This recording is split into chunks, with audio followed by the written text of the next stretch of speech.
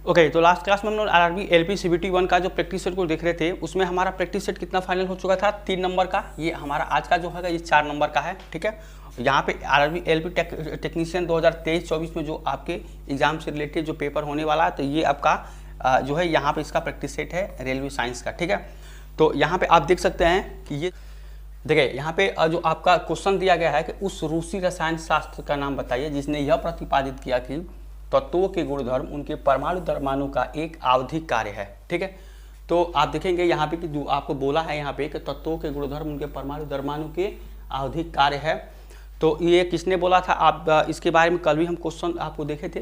किसने बोला था? मेंडलीव ने, ठीक है। मेंडलीव ने बोला था यहाँ पे। और यहाँ पे मेंडलीव का जो आपका आवर्त सारणी था उसके निम्नलिखित गुण थे, ठीक है। जो पहला गुण था ये क्या था कि नए तत्वों की यहाँ पे अध्ययन में सुविधा थी, ठीक है। जो नए तत्व थे, ठीक है, इसके अध्ययन में नए तत्वों की अध्ययन में सुविधा थी, ठीक है, अध्ययन में सुविधा, ठीक है। उसके बाद से क्या था यहाँ पे नए तत्वों के अध्ययन में सुविधा। दूसरा था यहाँ पे अनुसंधान कार्य में सहायता थी, ठीक है।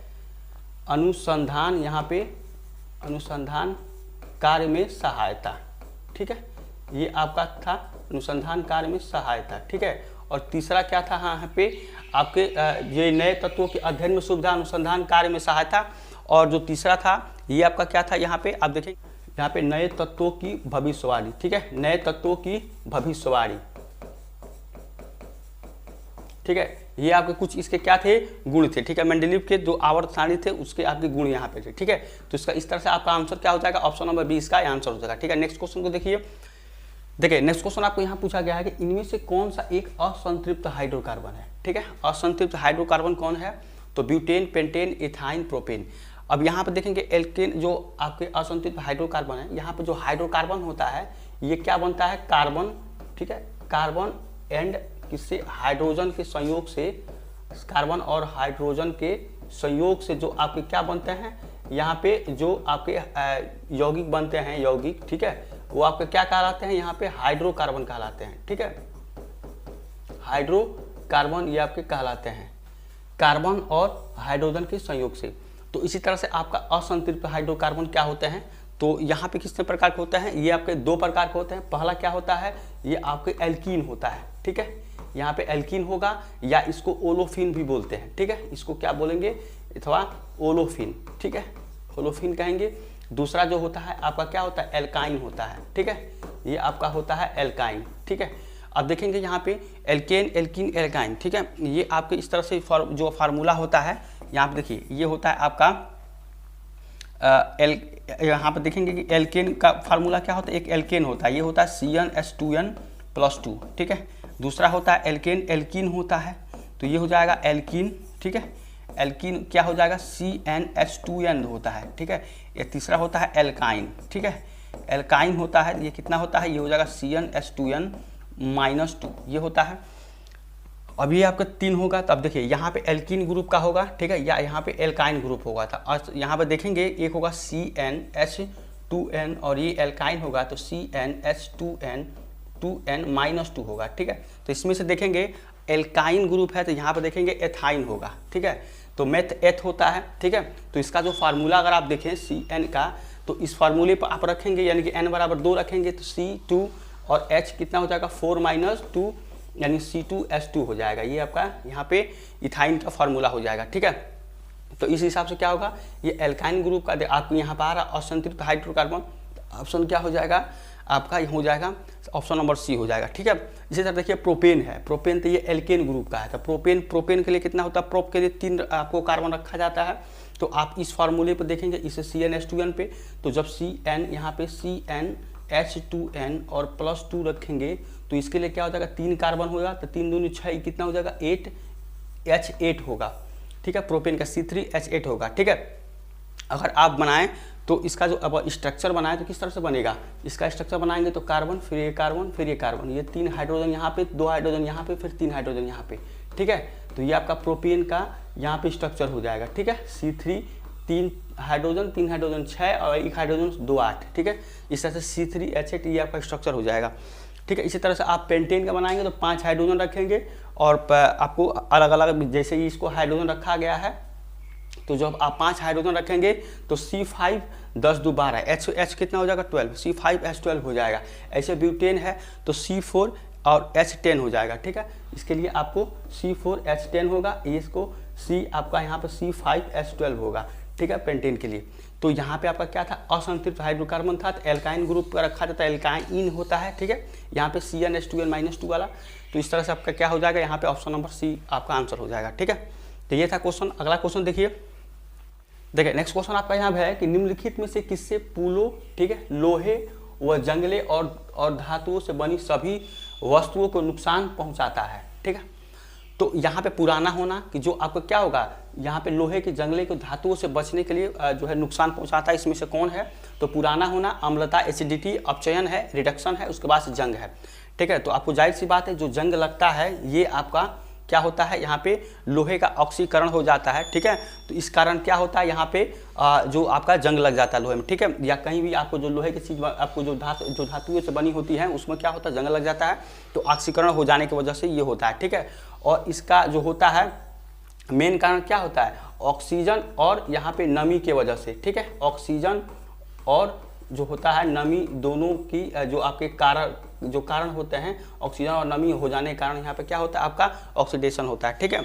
और क्या होता है, जंग जब लगता है तो इसका क्या होता है, जो लोहे का भार होता है, लोहे का भार जो होता है क्या होता है, ये आपका बढ़ जाता है, ठीक है। तो यहाँ इस तरह से भी क्वेश्चन पूछा जा सकता है कि जंग लगता है तो लोहे का भार घटता है, बढ़ता है, कोई फर्क नहीं पड़ता, इस तरह से आपका ऑप्शन आता है।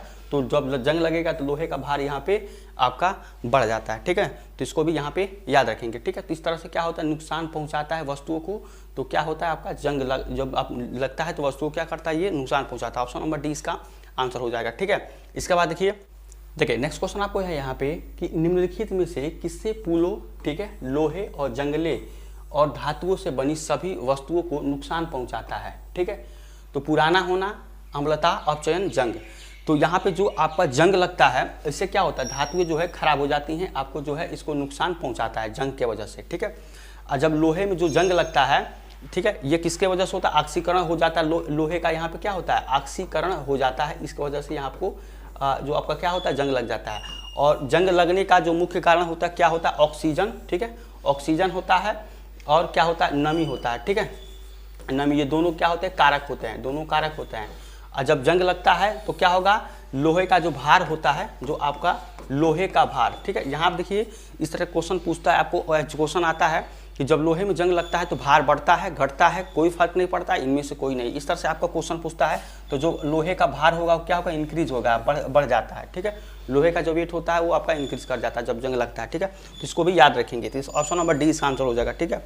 देखिए यहाँ पे आपको नेक्स्ट क्वेश्चन है कि रक्त का कौन सा घटक भोजन, कार्बन डाइऑक्साइड और नाइट्रोजन युक्त कचरे का परिवहन करता है, ठीक है। तो इसमें से आपको घटक बताना है कि कौन सा है जो आपका जो परिवहन करता है। तो यहाँ प्लाज्मा है, रक्त प्लेटलेट्स है, सफ़ेद रक्त कोशिकाएं हैं, लाल रक्त कोशिकाएं हैं। तो यहाँ पे आंसर क्या हो जाएगा, आपका प्लाज्मा हो जाएगा, ठीक है।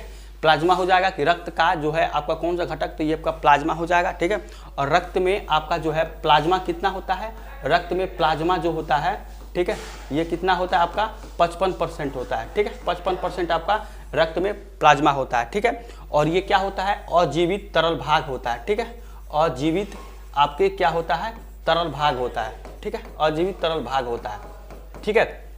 और इसका जो है ये अजीवित एक तरल भाग होता है। अब देखिए यहाँ पे क्या होगा, आपका जो रक्त का जो ये प्लाज्मा होता है कितना परसेंट होता है, रक्त में प्लाज्मा कितना होता है 55%, ठीक है। ये जो प्लाज्मा में आपका क्या होता है कि 90 से 92% ये क्या होता है आपका 90 से 92% आपका जल होता है, वाटर होता है, ठीक है। इसको भी याद रखेंगे कि यहाँ पे रक्त के जो रक्त में आपका प्लाज्मा होता है तो वो तो 55% होता है, और जो प्लाज्मा में आपका वाटर की जो परसेंटेज होती है 90 से 92% होती है, ठीक है। और एक जो प्लाज्मा होता है क्या होता है, अजीवित तरल भाग होता है, ठीक है। तो इसको भी याद रखेंगे। तो यहाँ पे आपको जो क्वेश्चन था कि रक्त का कौन सा घटक है जो भोजन, कार्बन डाइऑक्साइड और नाइट्रोजन युक्त जो आपके यहाँ पे कचरे का परिवहन करता है, तो आपका प्लाज्मा करता है, ठीक है। इस तरह से ऑप्शन नंबर ए इसका आंसर हो जाएगा। इसके बाद देखिए अगला क्वेश्चन कि पानी से भरे एक गिलास में रखा गया नींबू गिलास की बगल में देखने पर इसके जो है वास्तविक आकार से बड़ा प्रतीत होता है, इसका कारण क्या है, ठीक है। तो यहाँ पे जो क्वेश्चन है कि पानी से भरा एक गिलास है, ठीक है, ये गिलास है पानी से भरा, ठीक है। और नींबू गिलास की बगल में रखा गया, ठीक है। देखने पर इसके आकार में बड़ा प्रतीत होता है, तो इसका कारण क्या है? तो प्रकाश का अपवर्तन होगा, ठीक है। यहाँ पे प्रकाश का अपवर्तन हो जाएगा, reflection of light, option number D, ठीक है। इसके बारे में हम लाइट चैप्टर में जो है अच्छे से देखे हैं, ठीक है। अगर आप नहीं देखे हैं तो जाके इसको देखिएगा अच्छे से, आपको वहाँ पे पता चल जाएगा, ठीक है। तो इस तरह से क्या होगा, ऑप्शन नंबर डी इसका आंसर हो जाएगा, ठीक है। यहाँ पे प्रकाश का अपवर्तन। इसके बाद देखिए अगला क्वेश्चन, देखिए नेक्स्ट क्वेश्चन आपको यहाँ पूछा गया है कि निम्नलिखित में से किस वैज्ञानिक ने पदार्थों की 5वीं अवस्था के लिए कुछ गणना की थी, ठीक है। तो पदार्थ की 5वीं अवस्था के लिए इसे आपको जो पहला अवस्था क्या होता है, ठोस होता है, ठीक है। अवस्था यहाँ पे दूसरा क्या होता है, ठोस के बाद से आपका द्रव होता है, तीसरा क्या होगा आपका गैस होता है, ठीक है। ये आपका गैस होगा। चौथा क्या होता है, जो अभी हम पढ़े हैं यहाँ पे, प्लाज्मा होता है, ठीक है। ये आपका क्या होता है, प्लाज्मा, ठीक है। और 5वीं क्या होती है, ये होती है बोस आइंस्टीन यहाँ पे संघनन, ठीक है। इन्हीं के नाम पे था बोस आइंस्टीन, यहाँ पे ये आपका था, ये क्या था, संघनन, ठीक है, ठीक है। बोस आइंस्टीन संघनन था। तो ये आपकी 5 अवस्थाएं थी। तो यहाँ पे जो आपकी 5वीं अवस्था के लिए कुछ गणना किसने की थी, सत्येंद्रनाथ बोस ने, ठीक है। ये आपका इसका आंसर हो जाएगा, ठीक है। जैसा कि आपको पता है बोस आइंस्टीन संघनन ये आपका होगा। चौथा आपका प्लाज्मा होगा। तो ये आपकी 5 अवस्थाएं थी, ठीक है। इस तरह से ऑप्शन नंबर डी इसका आंसर हो जाएगा। इसके बाद देखिए अगला था, देखिए अगला क्वेश्चन है कि चित्र में दिखाए गए संकेत को विद्युत पर्पस के संदर्भ में क्या कहते हैं, ठीक है। तो ये आपका है, ये आपका फिगर है, यहाँ पे देखेंगे कि इस तरह से आपका कुछ फिगर दिया गया है, ठीक है। और इस तरह से आपका है, तो इसको बताना है कि आपको क्या होगा, ठीक है। तो ये इस तरह से क्या है आपका, एक जो विद्युत बल्ब होता है, इसको ये दर्शा रहा है, विद्युत बल्ब, इलेक्ट्रिक बल्ब जो होता है, ठीक है, इलेक्ट्रिक बल्ब, इसका ऑप्शन नंबर हो जाएगा इलेक्ट्रिक बल्ब। और जो बल्ब का जो आविष्कार किए थे, किसने किया था, बल्ब का जो आविष्कार था ये एडिसन ने किया था, ठीक है। बल्ब का जो आविष्कार है ये किसने किया था, एडिसन, ठीक है। एडिसन ने बल्ब का आविष्कार किया था, ठीक है। और बल्ब में कौन सा गैस भरा जाता है ये भी आपको पूछता है। तो आर्गन गैस जो होता है, ये आपका आर्गन गैस, ठीक है। तो ये आपका क्या होता है, बल्ब में भरा जाता है। ऑप्शन नंबर यहाँ पे आर्गन गैस जो होता है बल्ब में भरा जाता है। इसका आविष्कार किसने किया था, एडिसन ने किया था, ठीक है। तो ये आपका कुछ यहाँ पे पॉइंट था। तो इसका जो है ये आपको जो चित्र में बताना है कि विद्युत पर्पस के संपर्क में क्या हो जाएगा, विद्युत बल्ब होगा, जो है ऑप्शन नंबर 20 का आंसर, ठीक है। देखिए यहाँ पे आपको जो है अगला क्वेश्चन है कि किसी वस्तु द्वारा उसकी स्थिति या विन्यास द्वारा प्राप्त ऊर्जा को क्या कहते हैं, ठीक है। तो किसी वस्तु द्वारा उसके आपको स्थिति या विन्यास द्वारा प्राप्त ऊर्जा क्या बोलते हैं, स्थितिज ऊर्जा बोलते हैं, ठीक है। इसको क्या बोलते हैं, स्थितिज ऊर्जा, ठीक है। और ये किसके बराबर होता है स्थितिज ऊर्जा, ये होता है mgh के बराबर, ठीक है। इसको पोटेंशियल एनर्जी भी बोलते हैं, ठीक है। और ये आपका स्थितिज ऊर्जा होगा। एक अगला आपका क्या होता है, काइनेटिक एनर्जी, गतिज ऊर्जा, ठीक है, गतिज ऊर्जा, ठीक है। तो गतिज ऊर्जा इसको बोलते हैं काइनेटिक एनर्जी। इसका फार्मूला क्या होता है, ½ mv², ये होता है, ठीक है। तो यहाँ पे क्या होता है गतिज ऊर्जा, कि किसी वस्तु में गति के कारण, ठीक है, किसी वस्तु के में आपको गति के कारण उसमें कार्य करने की जो क्षमता आती है, ठीक है, वो क्या कहलाती है, आपकी काइनेटिक एनर्जी कहलाती है, ठीक है, काइनेटिक एनर्जी, ठीक है। तो ये आपका हो जाएगा काइनेटिक एनर्जी, गतिज ऊर्जा। तो इस हिसाब से जो किसी वस्तु की उसकी स्थिति या विन्यास के द्वारा प्राप्त ऊर्जा क्या कहते हैं, स्थितिज ऊर्जा, पोटेंशियल एनर्जी इसको बोलते हैं, ठीक है। तो इसका आंसर क्या हो जाएगा, ऑप्शन नंबर सी यहाँ पे आंसर हो जाएगा, ठीक है। इसके बाद देखिए नेक्स्ट क्वेश्चन, देखिए नेक्स्ट क्वेश्चन आपको यहाँ पूछा गया है कि आधुनिक आवर्त सारणी में पहला धात्विक तत्व कौन है, ठीक है। तो आधुनिक आवर्त सारणी में सब पहला जो धात्विक तत्व क्या होगा, यहाँ पे लिथियम, हाइड्रोजन, हीलियम आपका ये हो जाएगा, ठीक है। सोडियम है तो ये आपका क्या हो जाएगा, लिथियम हो जाएगा, ठीक है। लिथियम का एटॉमिक नंबर कितना होता है आपका, ये 3 होता है, ठीक है। एटॉमिक नंबर कितना होता है, 3 होता है, ठीक। और ये सबसे जो ये क्या होता है, सबसे हल्का धात्विक तत्व होता है, ठीक है। सबसे यहाँ पे आपका हल्का धात्विक तत्व होता है, हल्का धात्विक तत्व होता है, ठीक है। और ये आपका सबसे हल्का धात्विक तत्व होता है। और ये क्या होता है, प्रबल अपचायक होता है, ठीक है, प्रबल अपचायक होता है। ये आपका हो जाएगा प्रबल अपचायक, ये होता है। ऑप्शन नंबर इसका जो है ये हो जाएगा प्रबल अपचायक। तो ये लिथियम के बारे में था, ऑप्शन नंबर इसका ए आपका आंसर हो जाएगा, ठीक है। देखिए नेक्स्ट क्वेश्चन आपको यहाँ पूछा गया है कि अगर लेड नाइट्रेट को जोरदार ढंग से गर्म करते समय निकलने वाली जो लाल भूरे रंग की गैस होता है, इसका नाम बताइए, ठीक है। तो लेड नाइट्रेट को अगर आप यहाँ पे जोरदार ढंग से गर्म करेंगे तो लेड नाइट्रेट का फार्मूला क्या होता है, PbNO3 ठीक है, PbNO3 इसको जब आप हीट करेंगे तो क्या बनेगा, यहाँ पे बनेगा आपको PbO, ठीक है। उसके बाद से आपको क्या बनेगा यहाँ पे NO2 बनेगा और फिर यहाँ पे ऑक्सीजन बनता है, ठीक है। ये आपको बनेगा यहाँ पे नाइट्रोजन डाइऑक्साइड, ठीक है, नाइट्रोजन डाइऑक्साइड बनेगा यहाँ पे, आप देख लीजिए, ठीक है। नाइट्रोजन डाइऑक्साइड आंसर क्या हो जाएगा आपका, nitrogen dioxide, option number C यहाँ पे आंसर हो जाएगा, ठीक है, नाइट्रोजन डाइऑक्साइड, ठीक है। तो ये आपका क्वेश्चन था, यहाँ पे पूछ रहा था। अब देखिए यहाँ पे नाइट्रोजन डाइऑक्साइड ये होगा आपको NO2, ठीक है। इसी तरह से आपको डाई नाइट्रोजन ऑक्साइड है, यानी कि डाई नाइट्रोजन है तो इसको लिए क्या हो जाएगा N2O हो जाएगा, ठीक है। यहाँ पे दो जो ऑक्सीजन के पास दो है, ये आपका N2 के पास हो जाएगा, ठीक है। तो N2O हो जाएगा डाई नाइट्रोजन ऑक्सीजन। इसी तरह से नाइट्रोजन पेंटाऑक्साइड है, इसका फार्मूला क्या होता है N2O5, ठीक है। और ये नाइट्रिक ऑक्साइड है तो इसके लिए क्या होता है NO होता है, NO nitric oxide. Nitrogen pentoxide N2O5 होता है, इसके बाद नाइट्रोजन डाइऑक्साइड NO2 और डाई नाइट्रोजन ऑक्साइड होगा N2O, ठीक है। तो ये आपके कुछ फार्मूला थे, ये भी आपको क्वेश्चन पूछा जो है आपका एग्जाम में जो है यहाँ भी डायरेक्ट क्वेश्चन पूछ देता है, किसी भी यहाँ पे आपको जो है फार्मूला पूछ देगा कि भाई यहाँ बताइए कि नाइट्रोजन ऑक्साइड का फार्मूला क्या है, ठीक है, नाइट्रोजन पेंटाऑक्साइड का फार्मूला। इसी तरह से बहुत सारे आपका है, ठीक है, इसको भी याद रखिए, ऑप्शन नंबर सी इसका आंसर हो जाएगा। देखिए नेक्स्ट क्वेश्चन आपको यहाँ पूछा गया है कि वायु में 0 डिग्री तापमान पर ध्वनि की गति होगी, ठीक है। तो वायु में 0 डिग्री तापमान पर ध्वनि गति कितनी होती है, ये होती है 331 मीटर पर सेकेंड, ये आपकी आंसर होती है 331 मीटर पर सेकेंड, ठीक है। ये हो जाएगा ऑप्शन नंबर बी, इसका आंसर हो जाएगा 331 मीटर पर सेकेंड, ठीक है। इसी तरह से आप देखेंगे ये वायु में था, आपको पारा में कितना होता है 0 डिग्री सेंटीग्रेड पर, तो ये 1450 मीटर पर सेकेंड हो जाएगा, ठीक है। इसी तरह से अगर आप यहाँ पे किस में देखें, जल में, ठीक है, तो जल में कितना होता है, ये आपका होता है 1483 आपको मीटर पर सेकेंड होता है। ये सब 0 डिग्री सेंटीग्रेड की बात हो रहा है, ठीक है।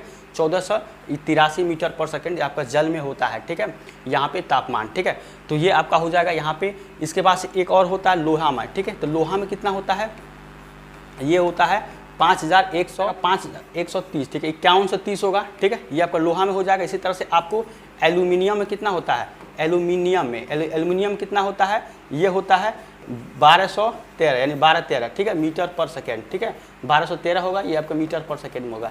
तो ये आपको 0 डिग्री सेंटीग्रेड पर यहाँ पे जो आपकी स्पीड होगी, ये जो तापमान होगा, ये ध्वनि की गति यहाँ पे, ठीक है, ये कितना हो जाएगा 1331 मीटर पर सेकेंड, ठीक है, ऑप्शन नंबर बी। इसके बाद देखिए नेक्स्ट क्वेश्चन है आपका कि बायोगैस बायोमास में किस प्रक्रिया के माध्यम से उत्पन्न होती है, ठीक है। जो बायोगैस होता है बायोमास में किस प्रक्रिया के जो होगा यहाँ पे माध्यम से उत्पन्न होती है, तो प्रभाजी आसवन है, विनाशकारी आसवन है, शुष्क आसवन है, अवकरण किण्वन होगा। तो आंसर क्या हो जाएगा ऑप्शन नंबर डी, अवकरण, यहाँ पे अवायवी किण्वन जो होगा, इसके कारण जो होता है बायोमास में किस प्रक्रिया के माध्यम से होता है, तो अवायवी किण्वन की वजह से, ठीक है। तो यहाँ पे ऑप्शन नंबर डी इसका आंसर हो जाएगा, ठीक है। इसके बाद देखिए अगला क्वेश्चन कि दी गई विकल्पों में से अलग प्राणी का चयन करें, ठीक है।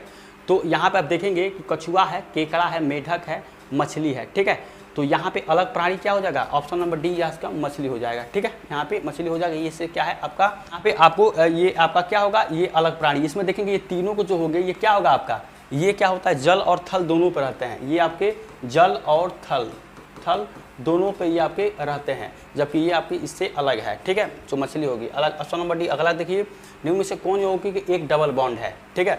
तो यहाँ पे डबल बॉन्ड अगर आप देखें तो ये क्या हो जाएगा आपका, इथीन है, एथेन है, ठीक है, और इसके बाद से आपको एसिटिलीन है, मीथेन है। तो इथीन इसका फार्मूला क्या होता है, एल्कीन ग्रुप का है, एल्कीन, एल्काइन। तो ये क्या हो जाएगा CnH2n, ठीक है, एल्कीन ग्रुप का है तो 2 होगा, इसका CH4 हो जाएगा। तो C डबल बॉन्ड ये हो जाएगा। अब देखिए यहाँ पे ये हाइड्रोजन, ठीक है, 2 हाइड्रोजन यहाँ पे, ये हाइड्रोजन, ठीक है। तो ये आपका इस तरह से हो जाएगा, ठीक है। इसके बाद से इथेन है तो एल्केन ग्रुप का है, यानी कि CnH2n+2 होगा, यानी कि C2, ठीक है, C2H4 यहाँ पे 4 हो जाएगा, ये 6 हो जाएगा, C2H6। तो ये डबल बॉन्ड ये, और ये क्या हो जाएगा आपका, ये आपका हो जाएगा यहाँ पे, तो ये हो जाएगा तीन हाइड्रोजन यहाँ पे, ये हाइड्रोजन, फिर ये हाइड्रोजन, ठीक है, यहाँ पे ये हाइड्रोजन हो जाएगा, तो C2H6 ये हो जाएगा। इसके बाद से आपका जो अगला यहाँ पे देखेंगे, अगला क्या है, अगर आप अगला देखें तो ये आपका क्या हो जाएगा, ये हो जाएगा आपका इथेन हो गया, एसिटिलीन होगा। तो इसके लिए क्या हो जाएगा, C triple bond C bond H, ठीक है, एसिटिलीन होगा, ये आपका हाइड्रोजन हो जाएगा, ठीक है, यहाँ पे हाइड्रोजन, ये आपका क्या हो जाएगा C ट्रिपल बॉन्ड। इसको अगर आप अच्छे से देखें यहाँ पे, ठीक है, तो अच्छे से क्या किस तरह से देखेंगे, यहाँ पे है ये आपका C ट्रिपल बॉन्ड C, ये हाइड्रोजन, ठीक है, ये आपका हाइड्रोजन, ठीक है, ये आपका एसिटिलीन हो जाएगा। इसी तरह से मेथेन है तो मेथेन का फार्मूला क्या होता है, N ग्रुप C यहाँ पे CH4 हो जाएगा, ठीक है, मेथेन ग्रुप। तो इसके लिए क्या हो जाएगा, C है बॉन्ड H, ये आपका हाइड्रोजन, ये भी हाइड्रोजन, ये भी हाइड्रोजन, ये भी हाइड्रोजन, ठीक है, ये आपका मीथेन हो जाएगा, ठीक है। तो इस तरह से आपका क्या हो जाएगा, जो आपको बोला है कि एक डबल बॉन्ड है, ठीक है, यौगिकों में एक डबल बॉन्ड है, तो यहाँ पे अगर आप देखें ये होगा आपका जो आपका क्या हो जाएगा, जो इथीन होगा, ये क्या हो जाएगा, ऑप्शन नंबर ए यहाँ पे हो जाएगा, इथीन में जो आपके डबल बॉन्ड है, ठीक है, यहाँ पे CnH2n का जो आपका होगा, ठीक है। तो ये आपका आंसर हो जाएगा ऑप्शन नंबर ए। देखिए नेक्स्ट क्वेश्चन है आपका कि भ्रूण को एक विशेष ऊतक की सहायता से माँ को रक्त से पोषण प्राप्त होता है, ठीक है। तो किससे प्राप्त होता है, गर्भनाल, ठीक है, गर्भनाल से यहाँ पे पोषण जो है आपका प्राप्त होता है, ठीक है। तो ये था आपका ऑप्शन नंबर ए इसका आंसर, ठीक है। तो ये था हमारा आज का क्लास, ठीक है। तो उम्मीद करते हैं आपको आज का क्लास अच्छा लगा। चैनल को सब्सक्राइब लाइक शेयर करिएगा, ठीक है। और इसका जो नेक्स्ट पार्ट है हम नेक्स्ट क्लास में देखेंगे। तब तक के लिए थैंक यू सो मच।